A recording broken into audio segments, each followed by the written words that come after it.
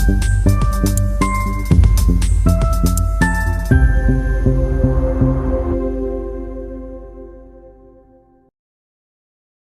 Student, कैसे हैं आप सब?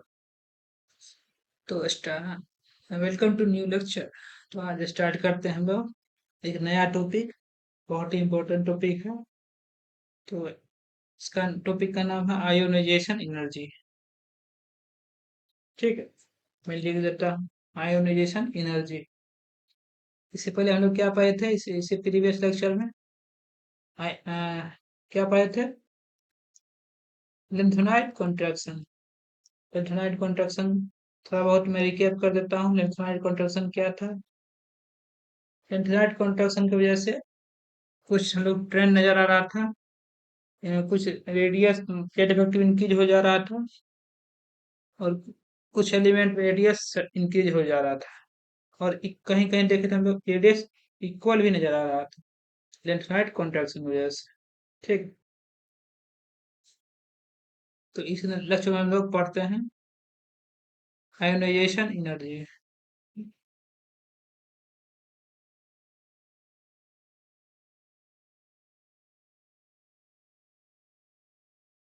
क्या है आयोनाइजेशन एनर्जी?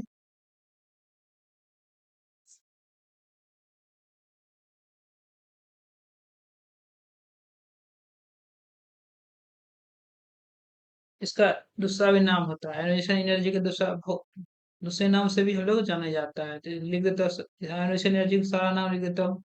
आयोनाइजेशन एनर्जी, आई ई।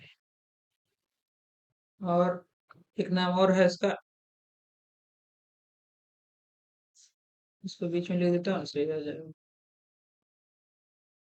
इसका क्या क्या नाम है? Ionization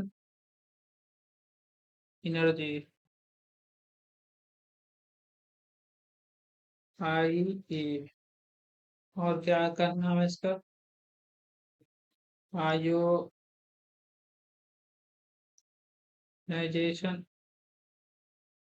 potential, I P. और आयोनाइजेशन एंथैल्पी।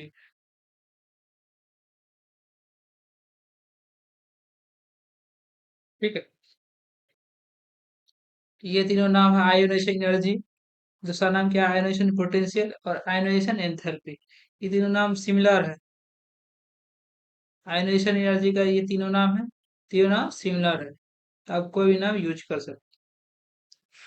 तो आगे हम लोग आगे मूव करते हैं, इसका डेफिनेशन जानते हैं क्या होता है ये। ठीक। आयोनाइजेशन एनर्जी क्या होता है? सो डिफाइन क्या है? It is the energy required to remove an electron from outermost shell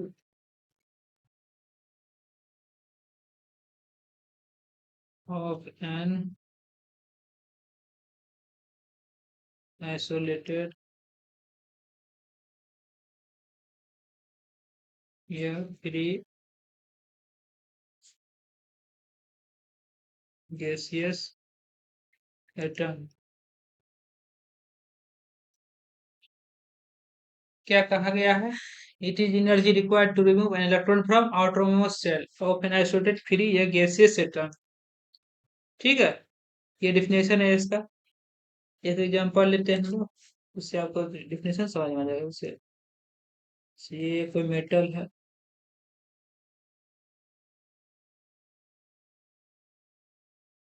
ये कोई एलिमेंट है, गैसियस स्टेट में है। इसमें कुछ आयनाइजेशन एनर्जी सप्लाई किए हम। आयनाइजेशन ऑफ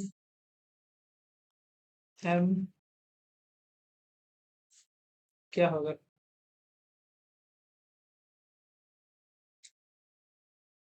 ये हो जाएगा आपका m+ गैसियस स्टेट प्लस एक इलेक्ट्रॉन रिलीज कर जाएगा। समझ में आया? वो डिफिनेशन प्लस समझाता है, समझ में आया? डिफिनेशन समझ में आ जाएगा तो ये भी समझ जाएगा। क्या definition? It is energy required to remove an electron from outermost cell. outermost cell से इलेक्ट्रॉन रिमूव करना। Of an isolated free gases atom. क्या कह रहा है? आइसोलेटेड होना चाहिए या फ्री होना चाहिए, गैसियस एटम होना चाहिए। गैसियस एटम होना चाहिए। गैसियस एटम अगर नहीं रहा, और क्या बोला? गैसियस आइसोलेटेड और फ्री गैसियस एटम। फ्री रहना चाहिए मतलब कि आइसोलेटेड रहना चाहिए, फ्री रहना चाहिए, तब जाके एटम निकलेगा उससे। क्या करते हैं? एनर्जी रिक्वायर, एनर्जी देते हैं हम लोग, एनर्जी सप्लाई करते हैं इलेक्ट्रॉन रिमूव करने के लिए। इलेक्ट्रॉन रिमूव करने के लिए जो एनर्जी सप्लाई करते हैं, उस उसको ही हम लोग बोलते हैं आयनाइजेशन एनर्जी। समझ में आ गया आपको? रिमूव एन इलेक्ट्रॉन, एक इलेक्ट्रॉन निकालने के लिए जो हम लोग एनर्जी सप्लाई करते हैं, उसी को बोलते हैं आइसोलेशन आयनाइजेशन एनर्जी। जैसे देखिए, ये हमारा हो गया गैसियस एटम, गैसियस फॉर्म है, और क्या सिंगल है, फ्री है, फ्री है, मॉलिक्यूल फॉर्म में नहीं है। इसमें एनर्जी सप्लाई करेंगे I of M, ionization energy supply किए इसको। यहाँ पे एक इलेक्ट्रॉन निकालने के लिए, एक इलेक्ट्रॉन निकलेगा तो क्या आ जाएगा? m+ चार्ज आ जाएगा, प्लस चार्ज इस पे आ जाएगा, और यहाँ पे देखिए एक इलेक्ट्रॉन रिलीज। ठीक है? समझ में आया आपको? मैं तोड़ तोड़ के बता दिया एक एक पॉइंट। अब यहाँ डेल्टा एच क्या होगा? डेल्टा एच समझ आप लोग पढ़े आएंगे। दो तरह का होता है डेल्टा एच, मतलब इंथैल्पी, हीट इंथैल्पी। दो तरह का होता है, एंडोथर्मिक, एक्सोथर्मिक। समझ में आ रहा है? एक्सोथर्मिक में हीट रिलीज होता है, एंडोथर्मिक में हीट हम लोग देते हैं, सप्लाई करते हैं। तो इसमें क्या है? डेल्टा एच क्या आ जाएगा? हम लोग इसमें हीट सप्लाई दिए, इसमें प्लस आई इंडोथर्मिक है, क्योंकि हम लोग इसमें हीट दिए हैं। हीट कितना दिए हैं हम लोग? +I। इससे जाके हीट दिए तब जाके इलेक्ट्रॉन निकला हम लोग। समझ में आ गया आपको? इसको क्या बोला गया है? Ionisation enthalpy. इसको क्या बोला गया है? Ionisation enthalpy. ठीक है? आयोनाइजेशन एंथैल्पी बोला गया। अब आपको और क्लियर कर देते हैं, इसमें कुछ एग्जांपल और लेते हैं जिससे आपको और क्लियर हो जाए। तो कहाँ आयोनाइजेशन एनर्जी, कौन सा आयोनाइजेशन एनर्जी है, कौन सा आयोनाइजेशन एनर्जी नहीं है। ठीक है? तो एग्जांपल लेते हैं यहाँ पे, जैसे एग्जांपल ले लिए।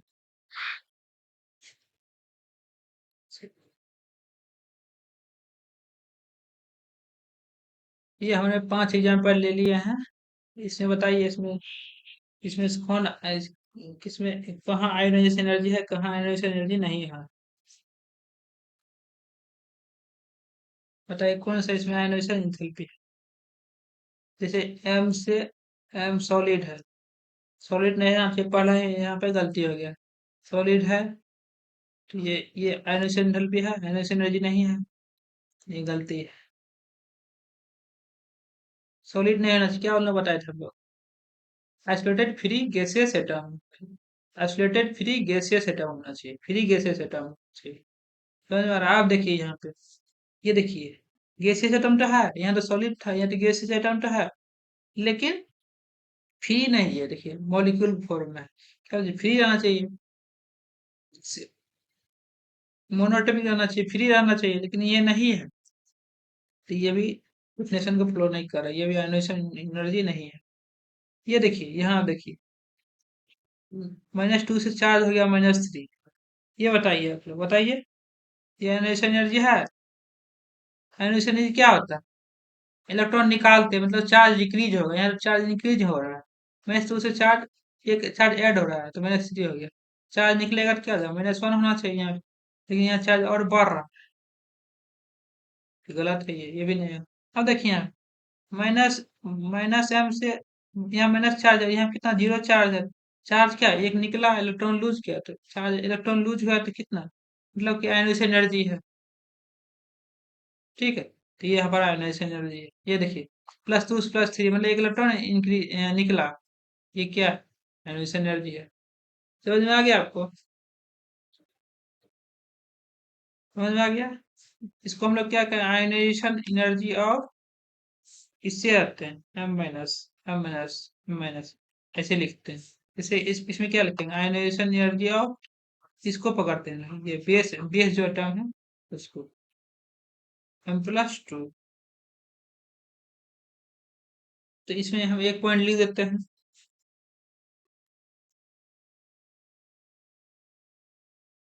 नोट करके। हम उस स्पेसिस को आयनाइजेशन एनर्जी कहते हैं जिससे हम इलेक्ट्रॉन निकाल रहे हैं। किस स्पेसिस को आयनाइजेशन एनर्जी कहते हैं, जैसे आयनाइजेशन ऑफ M-, इससे हम इलेक्ट्रॉन निकाल रहे हैं, तो इसका हो जाएगा आयनाइजेशन एनर्जी। फिर इससे इलेक्ट्रॉन निकाल रहे हैं, इसका आयनाइजेशन एनर्जी हो जाएगा। समझ में आ रहा है? लिख देते हैं हम, उस स्पीसीज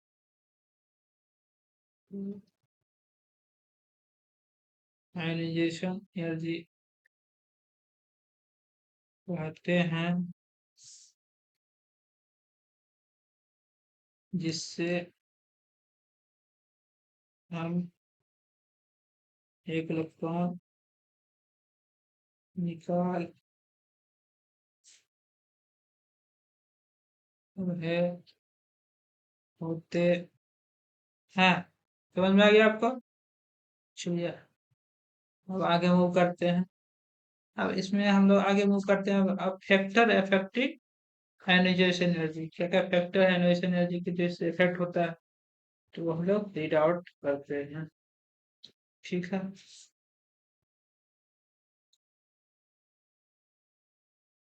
क्या है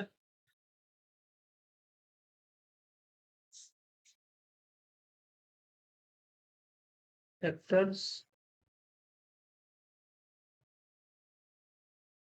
अफेक्टिंग आयोनाइजेशन एनर्जी, ये क्या फैक्टर है?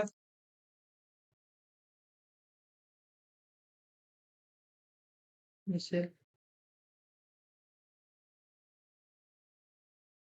जेड इफेक्टिव, पहला फैक्टर हो गया जेड इफेक्टिव, क्या आ जाएगा, ionisation energy directly proportional to Z effective. ठीक है, पहला फैक्टर हम लोग जेड इफेक्टिव ले, जेड इफेक्टिव क्या आ जाएगा, जैसे इसे ionisation energy directly proportional to Z effective. जैसे जैसे जेड इफेक्टिव बढ़ेगा वैसे आयोनाइजेशन एनर्जी भी बढ़ेगा। ये हम लोग किस में अप्लाई करेंगे, ये हम लोग पीरियड और ग्रुप दोनों में अप्लाई कर सकते हैं। Both apply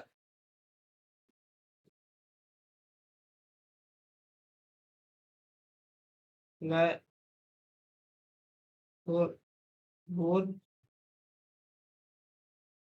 period and group. ठीक, और नेक्स्ट हम लोग वो करते हैं,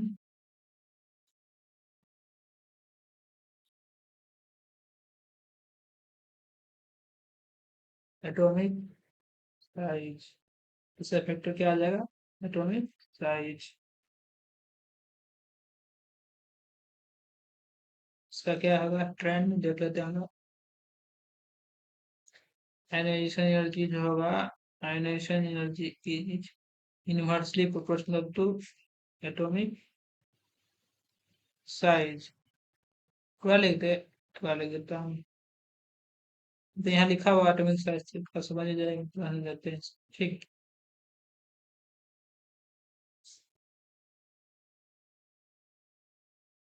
समझ में आ रहा है आपको?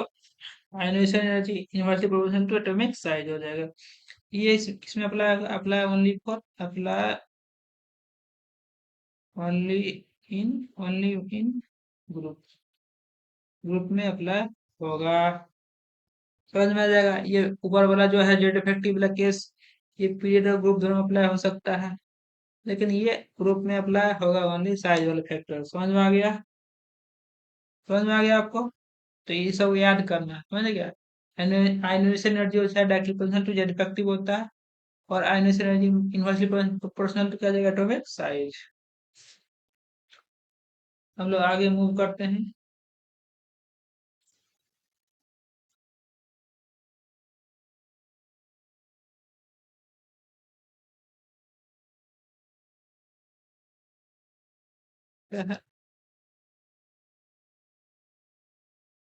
Electronic configuration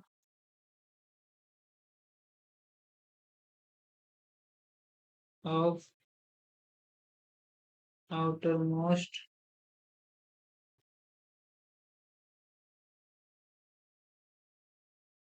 subcell।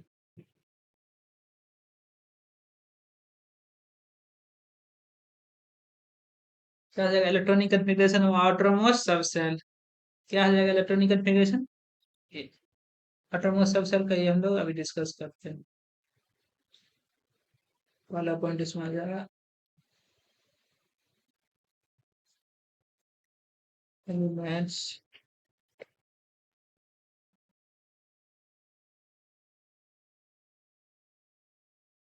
having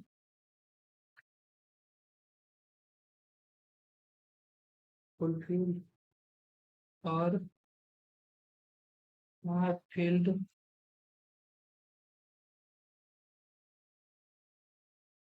outermost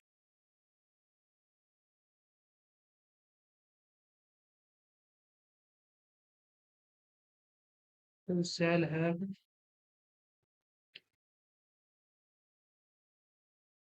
greater energy than expected। क्या कराएगा इसमें, elements having fulfilled or half filled outermost subshell have greater energy than expected। एक पॉइंट और ले लेते तब आपको समझाते हैं।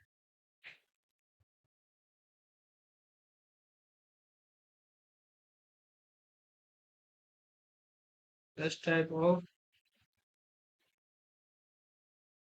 elements have greater energy than adjacent elements in a period। ठीक है, क्या कह रहा है, एलिमेंट्स हैविंग फुलफिल, क्या है जिसमें फुलफिल्ड, फुलफिल और हाफ फिल ऑटोनोमस सबसेल, इसमें फुलफिल्ड हो या हाफ फिल ऑटोनोमस सबसेल, समझ में आ रहा है, ऑटोनोमस सबसेल फुलफिल या हाफ फिल रहेगा तो उसमें क्या greater ionisation energy than expected, इसमें ग्रेटर आयनाइजेशन एनर्जी होगा देन एक्सपेक्टेड। अब ग्रेटर किससे रहेगा, बी पॉइंट उससे ही लिखे, फर्स्ट है elements of greater ionisation energy than adjacent elements, समझ में आ गया, इंपॉर्टेंट है ये। एडजेसेंट उसके जो अगल बगल होगा, उसके जो अगल बगल एलिमेंट है उससे उस एलिमेंट का ज्यादा आयनाइजेशन एनर्जी होगा, समझ में आ गया। तो इसका हम लोग एग्जाम्पल लेंगे तो समझ में आ जाएगा, और इसका कारण समझते हैं क्यों होता है। तो हम लोग देखते हैं explanation of factors effective ionisation energy. Factor हम लोग क्या कहता है, इसका कारण जानते हैं कि जेड इफेक्टिव का है प्रोपोर्शनल होता है आयनाइजेशन एनर्जी का, तो पूरा आपको कॉन्सेप्ट समझाते हैं। और इसका फैक्टर तो हमारा यही ना, फैक्टर्स इफेक्टिंग आयनाइजेशन एनर्जी तो यही है हमारा। इसका कारण क्या है, जेड इफेक्टिव और एटॉमिक साइज दोनों का हम लोग समझते हैं कि प्रोपोर्शनल का है, और डायरेक्टली प्रोपोर्शनल ये का है होगा, इनवर्सली प्रोपोर्शनल का है होगा आयनाइजेशन एनर्जी का। ठीक है, पहला क्या है फैक्टर, क्या है हमारा ionisation energy effective Z effective, ये क्यों हुआ इसका हम लोग समझाते हैं आपको। देखिए अगर क्या है, अगर जेड इफेक्टिव ज्यादा हुआ, यहाँ देखिए अगर जेड इफेक्टिव ज्यादा हुआ, जेड इफेक्टिव ज्यादा हुआ तो क्या होगा, नेट अट्रैक्शन इस इलेक्ट्रॉन का नेट अट्रैक्शन ज्यादा हो जाएगा, जेड इफेक्टिव होगा तो ज्यादा हो जाएगा इस पे अट्रैक्शन। एटॉमिक ये न्यूक्लियस जो है इस इलेक्ट्रॉन को ज्यादा अट्रैक्ट करेगा। समझ में आ रहा है? ये रिफ्रैक्टिव इंक्रीज होगा तो ये न्यूक्लियस जो है ज्यादा अट्रैक्ट करेगा इस आउटरमोस्ट इलेक्ट्रॉन को। तो net attraction, net jet effective, if jet effective increase तो नेट अट्रैक्शन क्या होगा? नेट अट्रैक्शन इंक्रीज हो जाएगा। तो इस इलेक्ट्रॉन को रिमूव करने के लिए एनर्जी ज्यादा देना पड़ेगा, क्योंकि अट्रैक्शन ज्यादा लगा रहा है। ज्यादा अट्रैक्शन लग रहा है तो एनर्जी ज्यादा देना पड़ेगा। रिक्वायर्ड एनर्जी, इस इलेक्ट्रॉन को रिक्वायर्ड एनर्जी, इस इलेक्ट्रॉन को रिमूव करने के लिए रिक्वायर्ड एनर्जी क्या आ जाएगा? हाई हो जाएगा। Required energy to remove electron क्या आ जाएगा? हाई हो जाएगा। समझ में आ गया? तो ज्यादा हिट देनी पड़ेगी। रिक्वायर्ड एनर्जी ज्यादा हो गया तो ज्यादा हिट देनी पड़ेगी, तो एनर्जी वैल्यू हाई हो गया। एनर्जी वैल्यू क्या हो गया? हाई हो गया। समझ में आ गया आपको? लिख देता हूँ मैं, heat supply more heat supply required. Energy जला देने पर नहीं है तो हीट सप्लाई भी जला देना पड़ेगा, तो इसका एनर्जी एनर्जी क्या आ जाएगा? हाई हो जाएगा। इसलिए क्या कहता है? Energy energy increase. समझ में आ गया प्रोपोर्शनल कैसे हुआ? तो इसलिए कहते हैं आई डायरेक्टली प्रोपोर्शनल है। जैसे जैसे जेड इफेक्टिव इंक्रीज होगा तो नेट अट्रैक्शन, इस इलेक्ट्रॉन का स्पिन नेट अट्रैक्शन इंक्रीज होगा, तो रिक्वायर्ड एनर्जी ज्यादा देना पड़ेगा इसको रिमूव करने के लिए। समझ में गया? इसको रिमूव करने के लिए एनर्जी ज्यादा देना पड़ेगा, तो हीट ज्यादा लगेगा। तो हीट ज्यादा लगेगा तो क्या हो जाएगा? एनर्जी एनर्जी ज्यादा हो जाएगा। एनर्जी ज्यादा, जेड इफेक्टिव इंक्रीज तो एनर्जी एनर्जी भी इंक्रीज, इसलिए प्रोपोर्शनल हुआ। अब सेकंड पे क्या था? ये तो पहला था, ए नंबर। सेकंड में क्या था हमारा? जेड इफेक्टिव इन्वर्सली सॉरी आयनोस energy inversely proportional to atomic size. B में क्या था?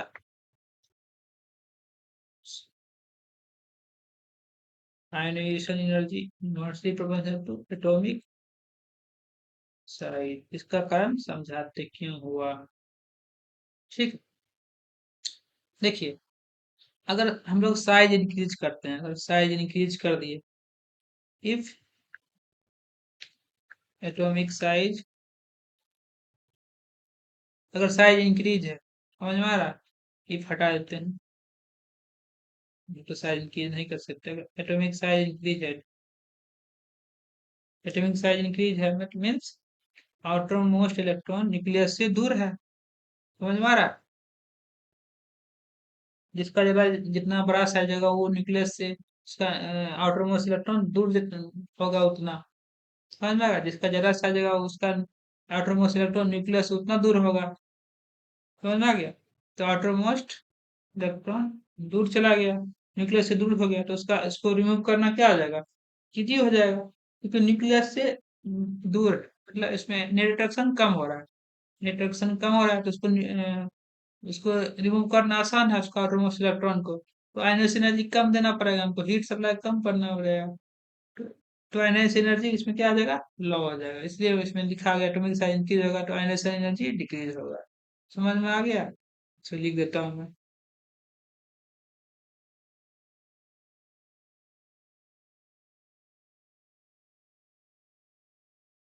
एटॉमिक साइज इंक्रीज होगा तो आटोमोस्ट इलेक्ट्रॉन न्यूक्लियस से दूर होगा। Outermost electron, outermost electron away from nucleus. ठीक है?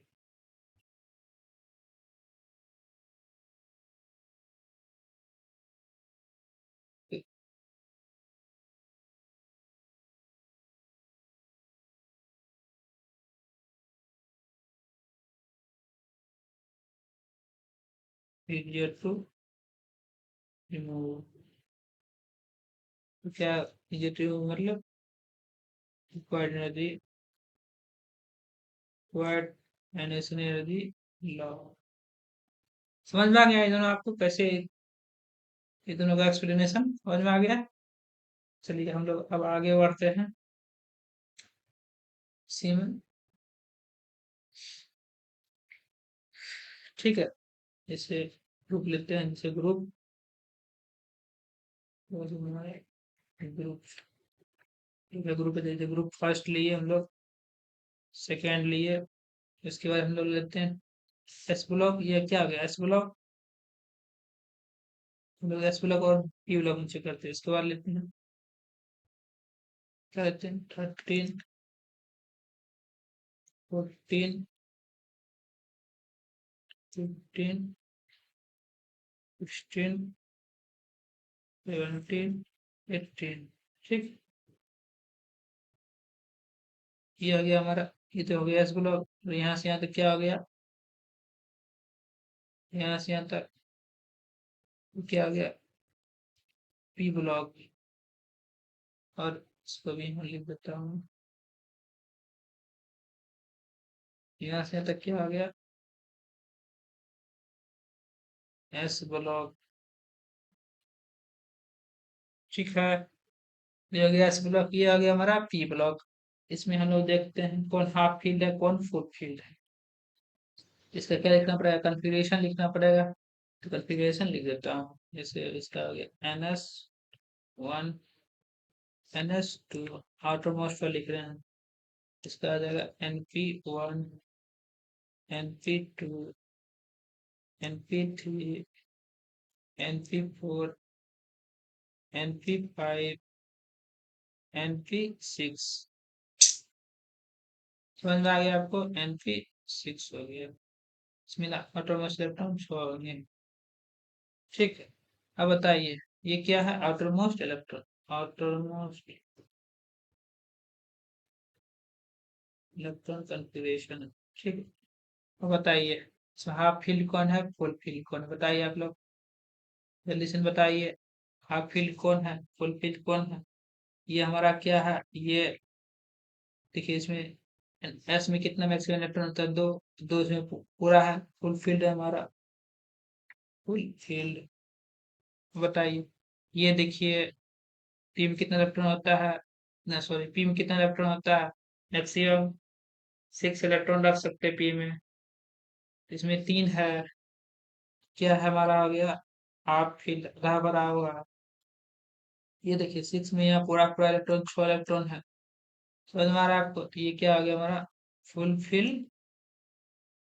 हो गया। कैसे चलेगा इसका आयनोइजेशन एनर्जी का साइज वही बताए थे, जहाँ हाफ फील्ड फुल फील्ड होगा ये बताए थे हम लोग, हाफ फील्ड फुल फील्ड। अभी हाफ फील्ड फुल फील्ड देखिए, फुल फील्ड और हाफ फील्ड आउटर में सबसे लोग ग्रेटर आयनोइजेशन एनर्जी ना एक्सपेक्टेड, उसका एनर्जी हाफ ग्रेटर होगा। किससे ग्रेटर होगा, अपने एडजेसेंट एलिमेंट से उसका एनर्जी ग्रेटर होगा। तो अभी लिखते हैं, चलो बताइएगा। जैसे आयोनाइजेशन एनर्जी ये हो गया से 1 2 इस ब्लॉक हो गया, उसके बाद 13 यही यही बता देते हैं, यहाँ भी तो है। ठीक है, यही बता देते हैं आप, यहाँ कंक्लूजन लिख देंगे आयोनाइजेशन एनर्जी का। ठीक, अब बताइए यहाँ बताइए आप लोग क्या आ जाएगा। देखिए ये दोनों किसका एनर्जी में ज्यादा रहेगा, इसका रहेगा, क्योंकि ये फुल फील्ड है। फुल फील्ड में क्या होगा एडजेसेंट से ज्यादा एनर्जी होगा, एडजेसेंट इसका ये पड़ोसी होगा, इसी एनर्जी ज्यादा हो जाएगा एनर्जी। ठीक है, इसका एनर्जी ज्यादा हो जाएगा। देखिए इसका पड़ोसी कौन हो गया फुल फील्ड, फुल फील्ड है तो इससे ज्यादा एनर्जी हो जाएगा। ठीक है, अब देखिए 13 और 14 में एज यूजुअल देखिए,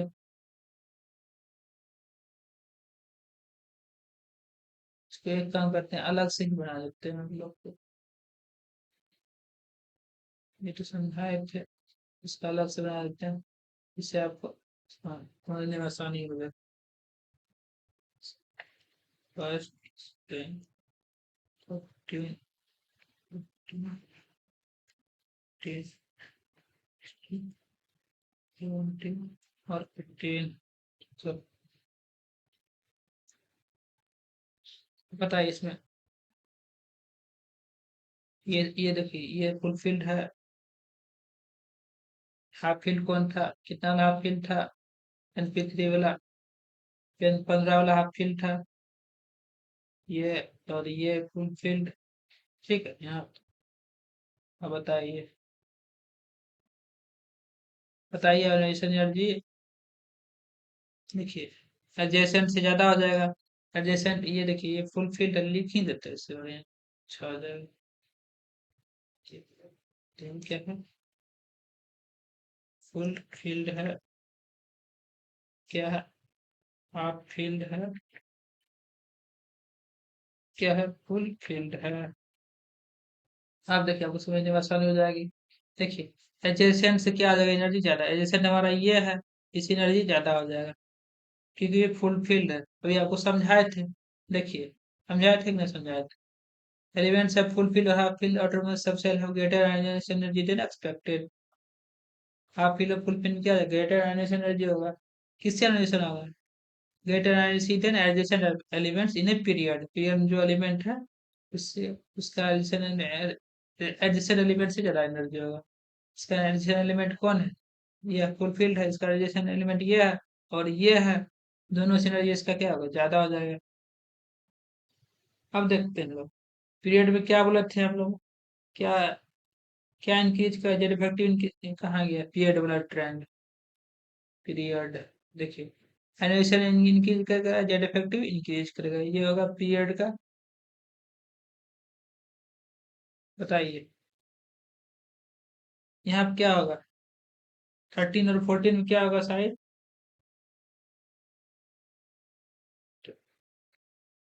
13 का ज्यादा, 14 का ज्यादा हो जाएगा।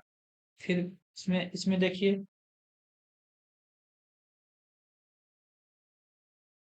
देखिए, ये तो बताए थे आपको। ये वाला तो बताए थे। कर दिया। देखिए, ये दोनों समझ में आ गया, फर्स्ट और सेकंड वाला, क्योंकि एडजेसेंट से इसका ज्यादा होगा। देखिए, 13 और 14 में देखते हैं क्या ट्रेंड। हम लोग जैसे, हम लोग देखे हैं ग्रुप पीरियड में।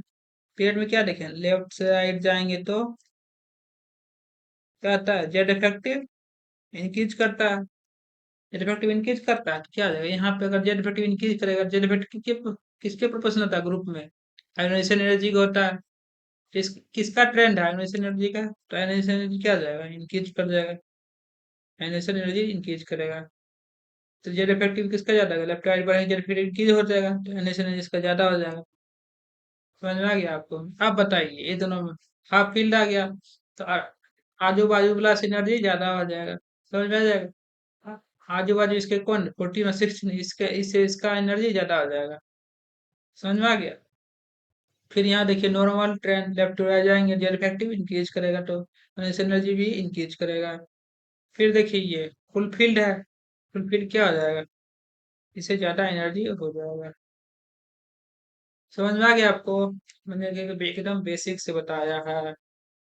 फुलफिल रहा फिल में चेक करना है, और बाद बाकी सब में जो एनर्जी वैसा ही होगा। ठीक है, समझ में आ गया आपको? इसका क्या हो जाएगा? मैं लिख देता हूँ। फर्स्ट के बाद किसका ज्यादा होगा? 13 का। इसके बाद 19।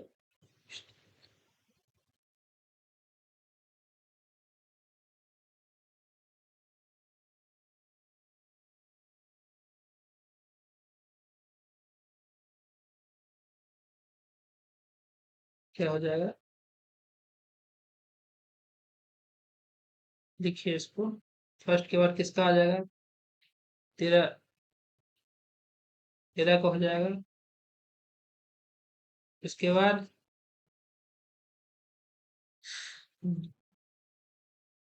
2 का हो जाएगा। इसे लिख रहे हैं इसको अरेंज करके।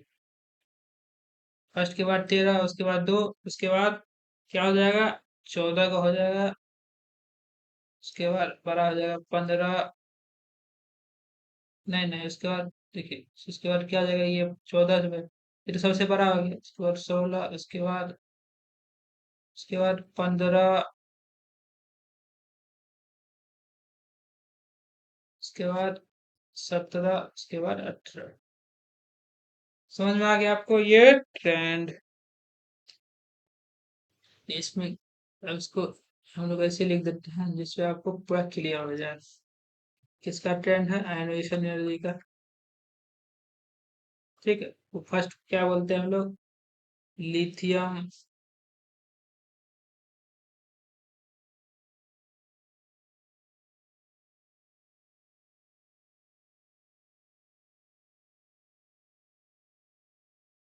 ये क्या हो जाएगा?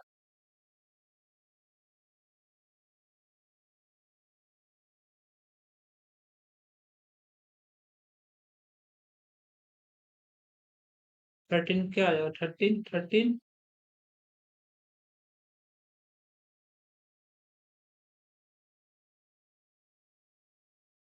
सारा आ जाएगा।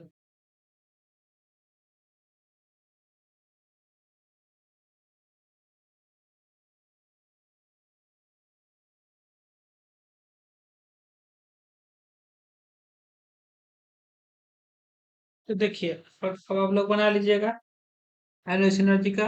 और से एग्जाम्पल लेते हैं कुछ। से एग्जाम्पल लेते हैं। एग्जाम्पल। ठीक है, जैसे हम लोग लेते हैं राइट ऑर्डर ऑफ आयोनाइजेशन। या तो इसको इसे ही रखते हैं। एग्जाम्पल नहीं, मतलब ये तो समझने के लिए आपको बता रहे हैं। देखिए, समझने के लिए सिर्फ आयोनाइजेशन एनर्जी का ऑर्डर क्या हो जाएगा? जैसे lithium, beryllium, boron, carbon, nitrogen, oxygen, chlorine, neon. बताइए ऑर्डर क्या होगा इसमें? बताइए। फुल फील्ड और हाफ फील्ड कौन है? यही तो है। जैसे NS1 किसका होता है? ये लिथियम हो गया, ये बेरिलियम हो गया। 13 वाला बोरॉन हो गया, कार्बन हो गया, nitrogen, oxygen, chlorine, neon, sodium, fluorine हो गया, ये नियॉन हो गया। समझ में आ रहा? इसका क्या आ जाएगा? इलेक्ट्रॉनिक कंफिग्रेशन वाटर में का 2s1, 2s2। इसके जगह बोरॉन का 2p1, इसका 2p2, इसका 2p3, इसका 2p4, इसका 2p5, इसका क्या जगह? 2p6। सॉरी, यहाँ थोड़ा दिक्कत हो गई। नियॉन। ठीक है, अब बताइए कौन हाफ फील्ड है, कौन फुल फील्ड है? ये देखिए, फुल फील्ड। ये देखिए, हाफ फील्ड। ये देखिए, फुल फील्ड। ठीक है,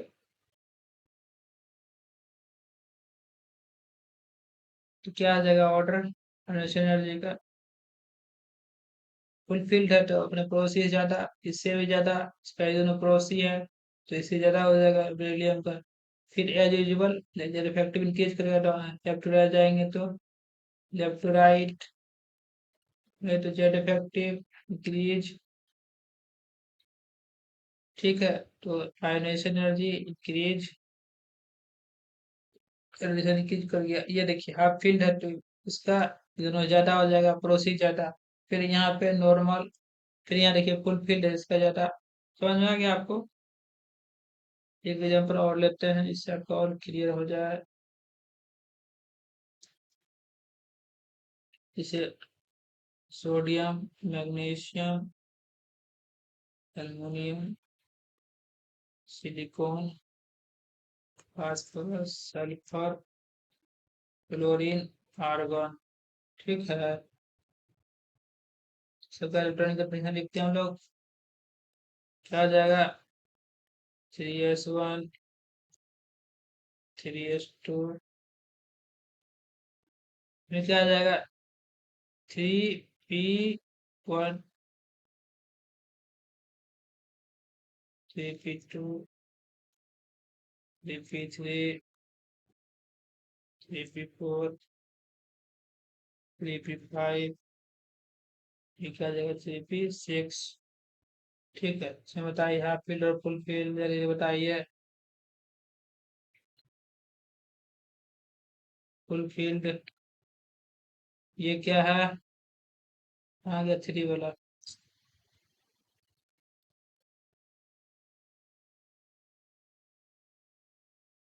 3p3। ठीक है, ये बताइए क्या है? हाफ फील्ड, हाफ फील्ड, ये बताइए क्या है? फुल फील्ड, बताइए खटाखट ऑर्डर बताइए हमको, जल्दी जल्दी। ये देखिए फुल फील्ड है तो अपने प्रोसीड ज्यादा, फिर एज यूजुअल डेरिवेटिव इनके, तो left to right derivative case तो माइनस एनर्जी की।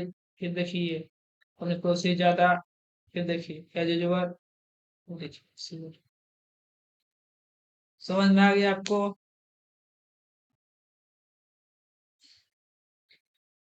ये समझ में आ गया तो एक एग्जांपल लेते हैं कुछ हम लोग, से आप लोग को और क्लियर हो जाए। ये एक एग्जांपल है, आप लोग इसको पहले समझिए एग्जांपल, उसके बाद बनाइएगा। जैसे arrange in order of ionization energy, say O plus O minus two, तो वही दो फैक्टर है जिससे हम लोग इसको साइज को डिटरमाइन करेंगे, आयनाइजेशन एनर्जी को डिटरमाइन करेंगे। समझ में आ रहा है? आयनाइजेशन एनर्जी डिटरमाइन होगा। इसलिए जैसे इसमें क्या आ जाएगा, इसमें क्या 8 इलेक्ट्रॉन, इसमें 7 इलेक्ट्रॉन, इसमें 9 इलेक्ट्रॉन, इसमें 10 इलेक्ट्रॉन।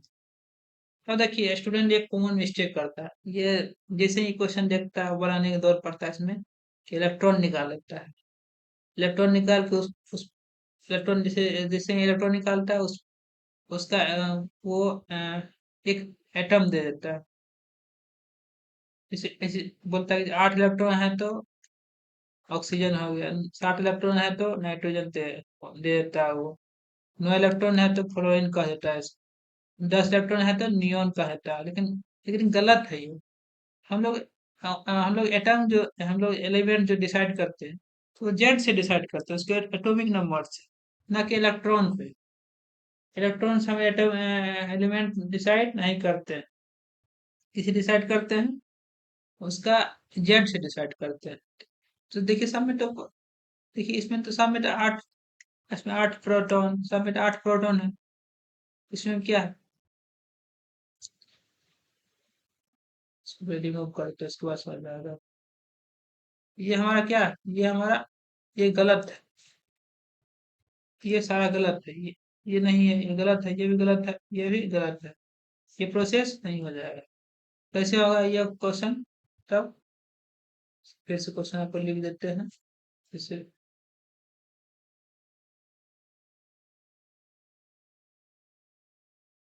तो प्लस, इलेक्ट्रॉन से डिसाइड नहीं करेंगे हम लोग,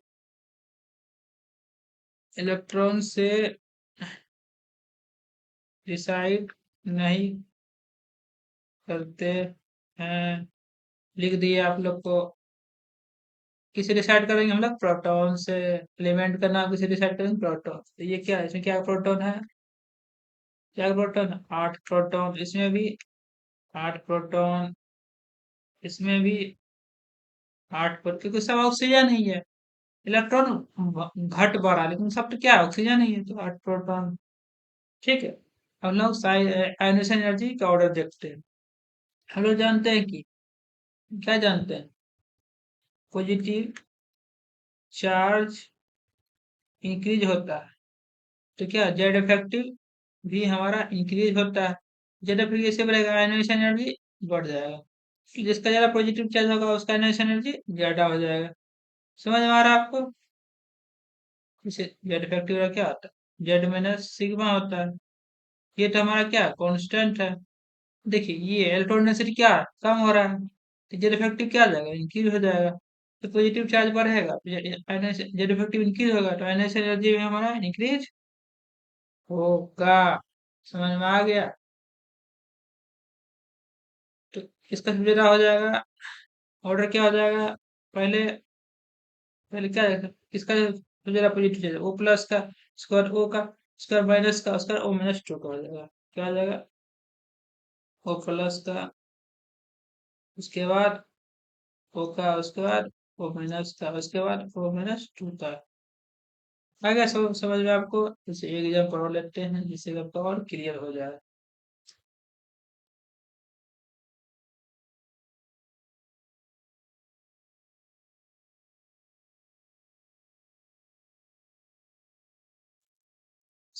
ए L plus A L plus two A L plus three N A plus two A L plus three.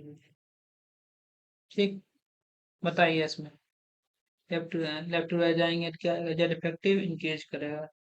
Z effective मतलब नहीं है, यहाँ देखिए अल्मोनिया में ही सब है, अल्मोनिया में है, तो जेड तो सब में सब में है। आप पॉजिटिव चार्ज इंक्रीज करा, positive charge increase, Z effective increase, sinus energy increase.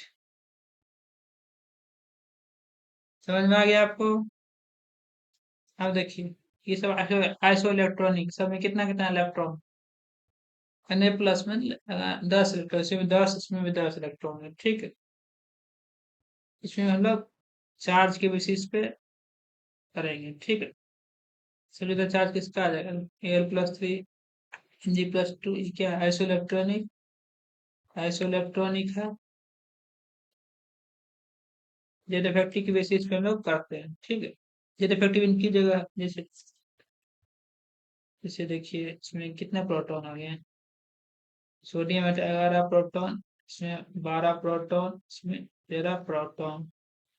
तो लेफ्ट टू राइट जाएंगे तो क्या आ जाएगा, left to right Z effective increase करेगा, तो आयनाइजेशन एनर्जी भी हमारा इंक्रीज करेगा, तो आयनाइजेशन एनर्जी किसका है, इसका। ठीक है, तो इस लेक्चर में इतना ही, और हम लोग आगे डिस्कस करेंगे नेक्स्ट लेक्चर के बाद।